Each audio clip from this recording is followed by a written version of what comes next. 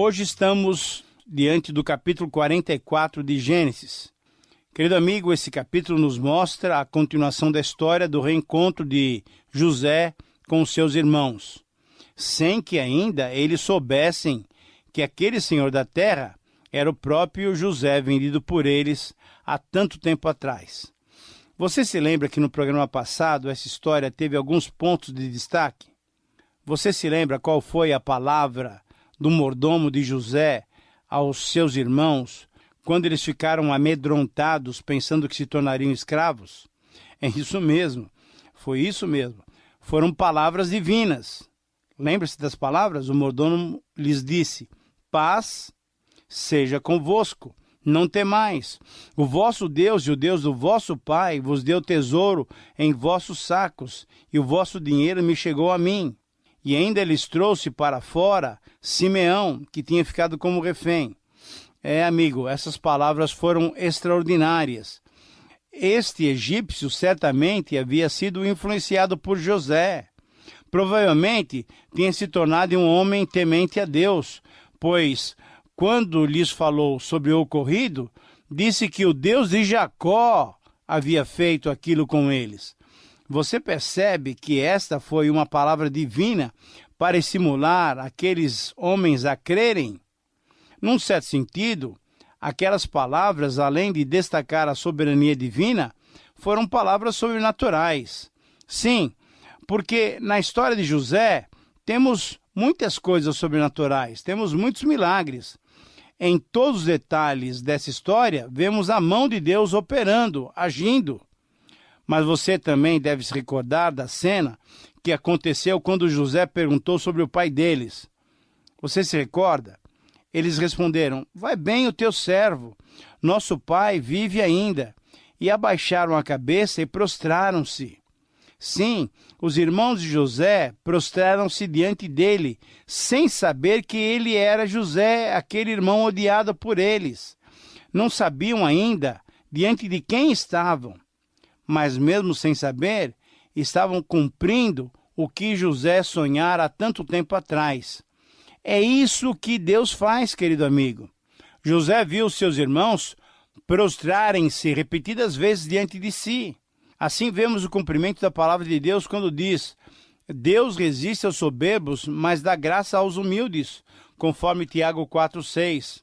Ou então, nas palavras de Pedro, quando diz: cingi-vos todos de humildade, porque Deus resiste aos soberbos, contudo aos humildes concede a sua graça, conforme 1 Pedro 5,5. Deus confirma a sua palavra. Se abrirmos os olhos, veremos na experiência humana o cumprimento fiel de todas as palavras de Deus. Diante disso, querido amigo, eu e você devemos nos submeter e obedecer esta divina palavra. Mas a cena mais comovente do estudo foi a narrativa em que José viu Benjamim face a face. Olhando para Benjamim, José certamente se lembrou das pessoas da sua casa. Quantas lembranças! Quanto tempo se passara! Tudo foi interrompido bruscamente. Lembrou-se do seu pai, da sua mãe Raquel, que agora já estava falecida. Foi certamente um grande momento de emoção.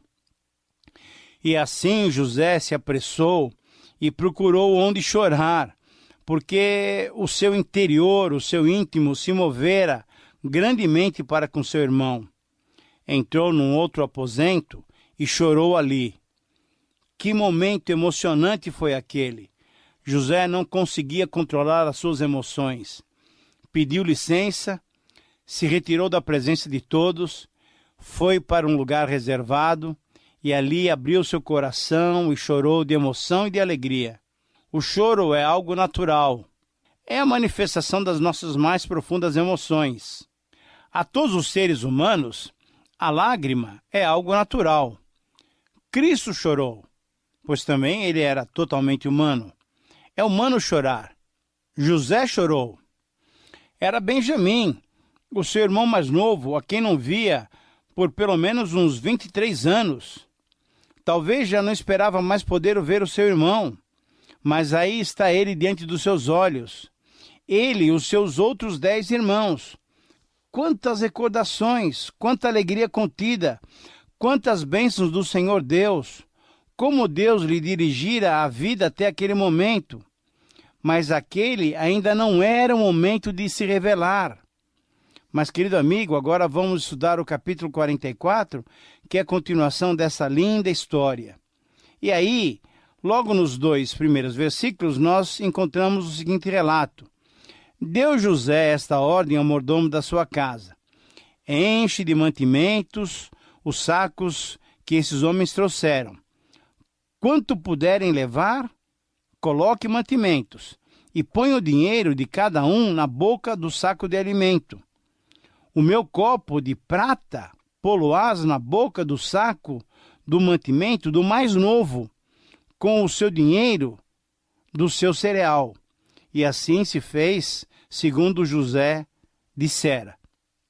Como podemos ver, José estava submetendo seus irmãos a um teste final do quê? Um teste de fidelidade familiar. José queria saber como seus irmãos reagiriam diante das pressões e das dificuldades da vida. O texto prossegue e nos versos 3 a 6, José instrui o seu mordomo a alcançar a caravana dos israelitas e abordá-los com a seguinte questão: por que pagastes o bem com o mal? Por que vocês roubaram um copo de prata do meu senhor? Imagine você, querido amigo, qual foi a surpresa daqueles hebreus diante de mais uma acusação como aquela. Por certo, eles se entreolharam, ficaram surpresos, ficaram perplexos sem entender o que lhes falava o mordomo. Negaram qualquer má intenção e ainda confirmaram que tinham devolvido o primeiro valor, o primeiro dinheiro que tinham trazido para a primeira compra de mantimentos. Eles estavam certos que não tinham cometido erro nenhum, não tinham cometido mal nenhum. Nenhum mal contra aquela autoridade egípcia eles cometeram. Eles estavam seguros e por isso afirmaram: aquele dos teus servos, com quem for achado esse copo, morra, e nós ainda seremos escravos do meu senhor. Ao que lhes respondeu o mordomo: então, seja conforme as vossas palavras. Aquele com quem se achar o copo será o meu escravo, porém vós sereis inculpados. Aí os versos 11 e 12 nos dão conta que na busca que fizeram, acharam não apenas o dinheiro da compra na boca dos seus sacos, mas, querido amigo, acharam o copo de prata no saco de mantimentos que Benjamim levava. O espírito deles era o melhor possível. Eles não eram ladrões. Eram honestos e prova disso é que trouxeram de volta o dinheiro que acharam nos seus sacos quando da primeira compra de alimentos. Agora aparece esse copo com o qual aquele senhor da terra fazia adivinhações. Querido amigo, você percebe qual era a situação dos irmãos de José? Era uma situação gravíssima. Eles estavam sendo testados. Assim como eles fizeram com José há muitos anos atrás, poderiam fazer o mesmo com Benjamim. Diante da possibilidade, veja só, de todos ficarem presos e serem tratados como escravos, eles poderiam abandonar Benjamim à sua própria sorte e se livrarem da terrível perspectiva de se tornarem escravos de uma hora para outra. Quando o mordomo trocou o desafio deles, no versículo 9, pela oportunidade de liberdade à custa de Benjamim, estava diante deles a oportunidade para uma nova traição, como tinham feito com José muito tempo atrás. Mas por que José estava agindo assim? Qual era o seu objetivo? Meu querido amigo, José tinha que saber como estava o coração dos seus irmãos. José queria saber se eles estavam unidos, lutando uns pelos outros ou lutando uns contra os outros. Mas vamos voltar um pouco ao versículo 5. Qual era o significado desse copo? Um copo de adivinhações? José era um mero adivinhador? Certamente não. A Bíblia diz que Deus lhe havia dado o dom de interpretação dos sonhos. Quando se trata de uma mera adivinhação, então, tal poder é dado pelo próprio diabo. José tinha o Espírito de Deus e com ele aquele dom maravilhoso. Em nossos dias, muitos estão querendo adivinhar os acontecimentos futuros. Precisamos ter muito cuidado com isso. O futuro a Deus pertence. Nós temos a Bíblia completa, o cânon sagrado completo. Temos a Cristo. Temos a completa revelação de Deus para o homem. O crente agora vive pela fé na palavra de Deus. A Bíblia satisfaz plenamente a sua fé. Os homens estão querendo, por quaisquer meios, ver os poderes sobrenaturais se manifestarem através de atos e feitos maravilhosos. Os crentes que estão procurando essas coisas, que dependem dessas revelações, não estão vivendo verdadeiramente pela fé. Viver pela fé é viver na plena certeza de que a palavra de Deus é infalível e será realizada, será concretizada completamente. Definindo o que é fé, a palavra de Deus diz em Hebreus 11:1 que fé é o firme fundamento das coisas que se esperam e a convicção dos fatos que não se veem. Devemos atentar muito bem para esse conceito bíblico e verdadeiro. É um conceito correto de fé, porque há muita gente que está procurando basear a sua fé nos fenômenos espirituais que conseguem ver. Pelo menos essa não é a fé cristã e evangélica. O próprio Senhor Jesus disse a Tomé: bem-aventurados os que não viram e creram, conforme João 20:29. Muitos, hoje em dia, deixam de ler a Bíblia, a revelação perfeita e completa de Deus, para buscar adivinhações ou tentar adivinhar o futuro por meio de pêndulos, de horóscopos, de sonhos ou até de copos com água. Era assim a prática das religiões pagãs nos dias de José. Tanto na Mesopotâmia como no Egito, se acreditava que colocando-se água num copo, podia-se prever o futuro ao se interpretar a figura que surgia após serem colocadas algumas gotas de azeite sobre a água ou se deixar cair uma pequena pedra no fundo do copo. Isso era uma mera adivinhação, e essa foi a ideia que o mordomo usou para com os irmãos de José para justificar a presença do copo no saco de mantimentos de Benjamim. Por isso, ele estava lá. Por isso, ele descobrira o roubo. E assim os irmãos de José não desconfiaram de nada. E o verso 13 narra que a reação deles foi desesperadora. Eles rasgaram as suas vestes numa demonstração de profunda angústia, mas também numa demonstração de amor, de lealdade e de preocupação com Benjamim e com seu velho pai Israel.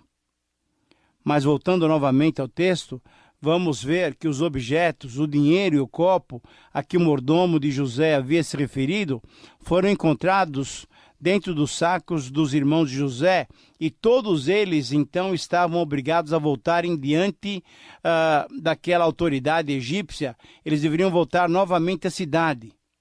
Nos versos 14 e 15, os irmãos de José estavam novamente diante dele, prostrados, pedindo misericórdia, mas recebendo também uma severa repreensão. Então, aqui, como já fizera diante do seu pai, em 43, 8 a 10, quando se responsabilizou pela viagem de Benjamim até o Egito, Judá agora começa a assumir uma liderança muito clara diante dos seus irmãos. A partir do versículo 16, Judá faz a grande defesa de todos eles. Podemos perceber que a atitude daqueles homens tinha mudado. 3 aspectos podem ser mencionados. Primeiro, a reação de angústia pelo fato ocorrido e de lealdade e amor para com José e Israel foi unânime. Número 2, a franqueza de Judá, mostrando que não tinham como se justificar diante dos fatos, foi patente, demonstrando humildade e um apelo à misericórdia. E número 3, a constância no oferecimento de todos se tornarem escravos, no versículo 16, demonstrava uma unidade em assumir a responsabilidade conjunta. o que antigamente não existia naquela família. Certamente, as experiências negativas que tinham passado estavam causando o efeito necessário, o efeito desejado. Aqueles homens estavam sendo transformados.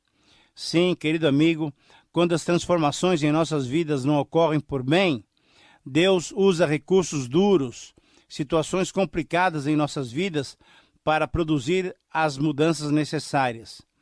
Enquanto Judá tentava livrar Benjamim da morte, colocando todos os 11 irmãos sob a penalidade da escravidão, no verso 16, José fez um último teste no egoísmo e na discriminação que era praticada naquela família. Veja só, no verso 17, José disse que somente aquele em cujo saco de mantimento foi encontrado o copo é que ficaria no Egito como seu escravo, e todos podiam retornar a Canaã em paz. Esse era o teste final. Poderiam ter aceito a proposta e deixado Benjamim lá. Benjamim ficaria jogado à sua própria sorte. Mas nós percebemos que houve uma transformação. Então, a partir do verso 18 até o 34, querido amigo, nós vemos uma súplica de Judá para que fosse feito ele prisioneiro no lugar de Benjamim. Essa é uma das mais belas e comoventes petições descritas e narradas nos livros bíblicos. Quando no versículo 16, Judá declara que Deus tinha achado iniquidade nele e nos seus irmãos, que Deus trouxera à luz a culpa de todos eles, Judá, muito além do suposto roubo do copo, certamente estava confessando e reconhecendo o crime que todos eles tinham cometido há muito tempo atrás contra o seu irmão José. Judá, então, relata toda a história da sua família. Ele relata o amor de Israel por Raquel e por seus 2 filhos, José, que já não existiam mais, conforme criam, e por Benjamim, o filho da sua velhice. Judá esclarece que a alma de Israel estava ligada à alma de Benjamim, que era o único filho da sua amada esposa Raquel. Judá também diz que Israel, já avançado em idade, poderia até morrer de tristeza se todos voltassem, menos Benjamim. Judá apresentou uma argumentação, uma petição detalhada e verdadeira dos fatos. Mas essa petição que ele fazia em favor do seu pai, de Benjamim, dos seus 9 outros irmãos e de si mesmo, porque, como explicou, tinha garantido a segurança de Benjamim a Israel, não era apenas uma petição emocional, não era apenas uma compaixão sentimental. Na verdade, Judá apresentou uma petição consciente e ousada, mas ao mesmo tempo muito humilde. O que é notável nessa petição é que Judá, nos versos 33 e 34, se coloca à disposição para sofrer vicariamente em favor de todos eles. Provavelmente essa disposição de Judá de substituir a todos, de sofrer no lugar de todos, era uma maneira dele mesmo compensar para si mesmo, para sua própria consciência, a sua frágil e errônea participação no episódio da venda de José aos ismaelitas, conforme já estudamos no capítulo 37. Mas, de qualquer maneira, essa era uma atitude de quem reconhecia os seus erros anteriores e desejava agir de um modo completamente diferente. Um paralelo pode ser feito com essa atitude de Judá, é a oração que Moisés, muito tempo depois, conforme Êxodo 32, 9 a 14, Moisés fez uma oração em favor do povo de Israel que havia pecado. Querido amigo, você pode perceber algo familiar nessas atitudes de Judá e de Moisés? Tanto num caso como no outro, essa disponibilidade de sofrer a consequência em lugar dos outros era um prenúncio da grande substituição que Jesus fez em nosso favor, carregando sobre si os nossos pecados e as nossas iniquidades. Sim, querido amigo, o amor sacrificial demonstrado por Judá prefigurava a expiação vicária de Cristo, que através do seu sofrimento espontâneo reconciliou consigo o homem, reconciliou o homem com Deus, trouxe novamente harmonia entre o homem e Deus. Cristo, se oferecendo em nosso lugar, possibilitou que pudéssemos estar novamente reconciliados com Deus. Querido amigo, diante dessas atitudes perdoadoras e pacificadoras, resta-nos perguntar se nós mesmos temos tido essas atitudes para com aqueles que nos cercam, para com os nossos cônjuges, para com os nossos filhos, para com os nossos irmãos na igreja, nossos amigos. Enfim, a pergunta que deve ser feita é se estamos dispostos a pagar o preço para salvar a vida de outros, assim como fez também o bom samaritano. Você se lembra dessa passagem? Uma parábola tão importante que Jesus mostrou? O bom samaritano, desconsiderando raça, nível social, ele se colocou em favor daquele que tinha sido assaltado. Será que estamos dispostos a agir assim, na força do Senhor? Sacrificar a nossa própria vida, os nossos próprios momentos, os nossos próprios bens em favor de outros? Querido amigo, estamos, enfim, concluindo esse estudo e com certeza essa é uma das lições mais importantes que temos para refletir sobre as nossas próprias vidas. Minha oração é que essas lições, esses desafios vistos nesse programa, possam ajudá-lo a ter uma vida ainda mais agradável a Deus. Somos gratos a Deus e gratos a você por sua sintonia. Aproveite agora e anote o nosso endereço para enviar a sua carta para nós. Espero por sua companhia no próximo programa. Deus te abençoe.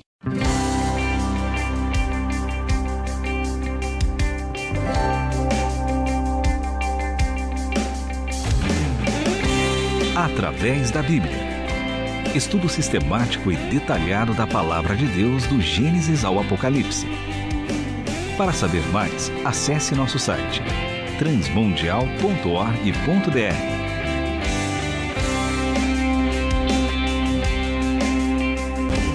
Meu pecado sim expirou na cruz e por graça sem igual salvou-me meu Jesus. Realização Transmundial.